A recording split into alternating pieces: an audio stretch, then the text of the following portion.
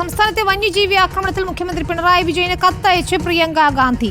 ജനവാസ കേന്ദ്രങ്ങളുടെ സംരക്ഷണത്തിന് ആവശ്യമായ ഫണ്ട് പ്രാദേശിക ഭരണകൂടത്തിന് ലഭ്യമല്ലെന്ന് ചൂണ്ടിക്കാട്ടിയാണ് കത്ത്. വേലികൾ, സോളാർ ഫെൻസിംഗ് നിർമ്മിക്കാനും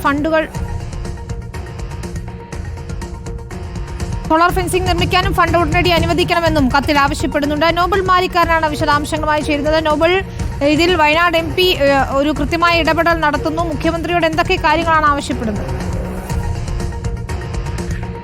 കഴിഞ്ഞ ദിവസം വയനാട്ടിൽ പ്രിയങ്ക ഗാന്ധി വന്യജീവി ആക്രമണത്തിൽ മരിച്ച ആളുകളുടെ കുടുംബാംഗങ്ങളെ അടക്കം സന്ദർശിച്ചു. അതിന് പിന്നാലെ ഉദ്യോഗസ്ഥരുമായ കൂടിക്കാഴ്ച നടത്തി. അതിനുശേഷമാണ് ഇപ്പോൾ മുഖ്യമന്ത്രി പിണറായി വിജയനെ ഇതുമായി ബന്ധപ്പെട്ട കത്ത് അയച്ചിരിക്കുന്നത്.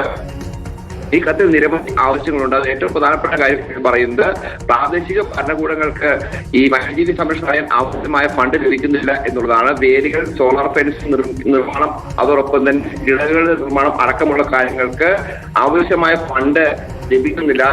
സംസ്ഥാന സർക്കാരിന്റെ മാത്രം ഒരു പ്രശ്നമായി പ്രിയങ്ക ചൂണ്ടിക്കാണിക്കുന്നില്ല. കേന്ദ്ര സർക്കാരിന്റെ ഭാഗത്തും ഇതിൽ വീഴ്ചയുണ്ട് എന്ന് പറയുന്നു. പക്ഷെ സംസ്ഥാനത്തോട് ഫണ്ട് കൃത്യമായി ലഭിക്കാൻ സാഹചര്യമുണ്ട് എന്ന വിമർശനവും ഇതിൽ ഉയർത്തുന്നുണ്ട്.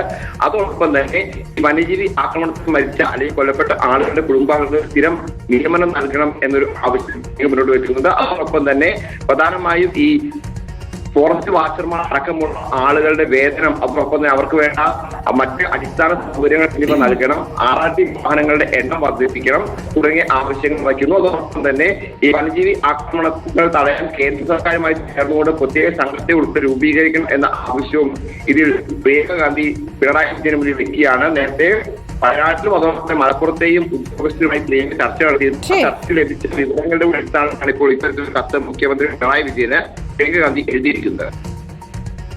നോബൽ മാരിക്കാരനാണ് വിശദാംശങ്ങൾ.